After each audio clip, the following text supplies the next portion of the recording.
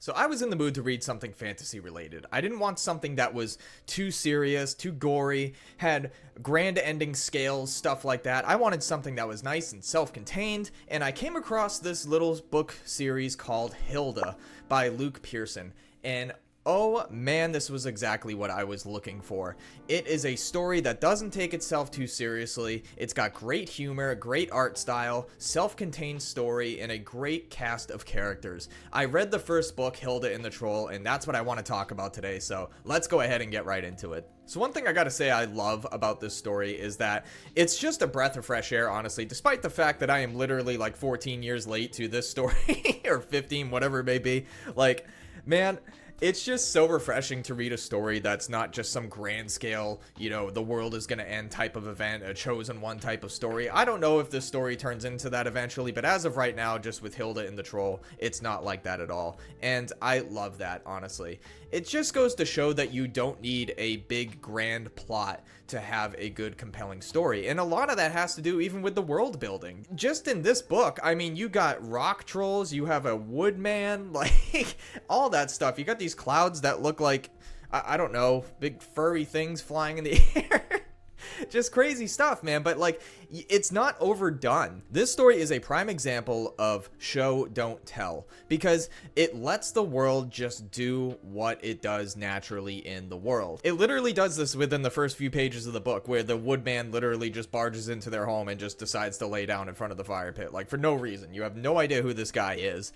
You have no idea why he's doing what he's doing. But I feel like so many books nowadays, that scene would have just been a total info dump of why he does this, who he is, and there's no mystery behind it. When you remove the mystery, it removes the reader, in my opinion, and it's a prime example of how to do it right. Let things in this world do what they do, and let the reader figure it out themselves. You can tell them later on, we don't need the info now, and I love that this book respects the reader's intelligence. So the art style in this book is incredible as well. I think in fantasy especially, it can be overdone so many times, like just too try hard, if that makes sense, like just too much shading, too many jagged, sharp edges and stuff like that. Like, but in this book, it's literally, and this isn't an insult to Luke Pearson, but like the art style just is if like a little kid drew it, but like in a good way.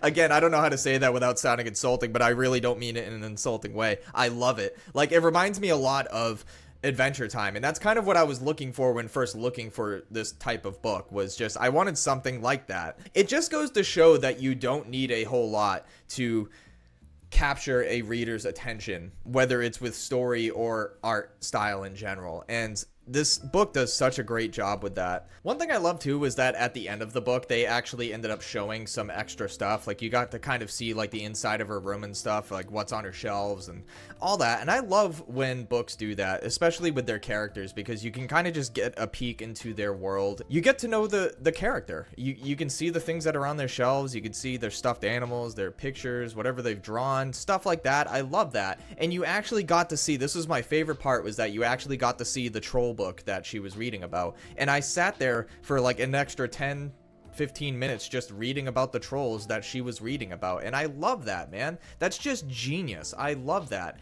You get to peek inside of the world, you get to learn what the character was learning. It just builds that connection with the character. After that, you actually get this funny little like 2-page comic short of the woodman, and he's literally just like, you know what, I could stay here forever and just look at this, and there's like 4 or 5 panels of him just like going through different seasons.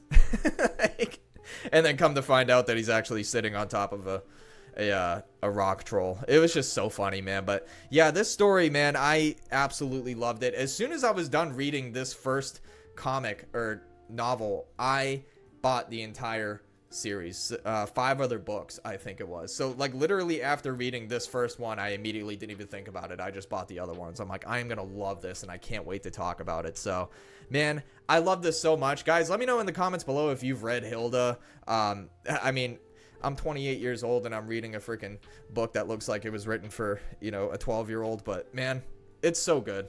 It just goes to show you that these types of stories are for everybody. It doesn't matter your age, any of that. I mean, if I could sit there and read a Spider-Man story, I can read a book called Hilda. So Guys, let me know in the comments below if you've read Hilda. Let me know what you thought of it. Let me know if you're in the middle of reading it, whatever it may be. I love this. I can't wait to keep reading it.